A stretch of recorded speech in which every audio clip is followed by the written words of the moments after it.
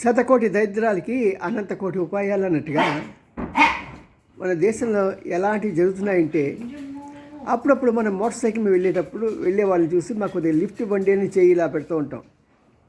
దాన్ని ఆసరాగా చేసుకుని వాళ్ళు ఏం చేస్తారంటే బ్యాక్ సీట్ పక్కన మీద చిన్న చిన్న గుండు పెడుతున్నారు. ఆ గుండు సూదులకి ఈ మత్తు పదార్థాలు ఉంచుతున్నారు. దాంతో ఏంటంటే ఎవరైనా పాపం వెళ్ళి అక్కడ కూర్చుంటే ఆ గుండు సూది తగిలి ఆ మత్తు పదార్థం వలన వాళ్ళు కింద పడిపోతారు.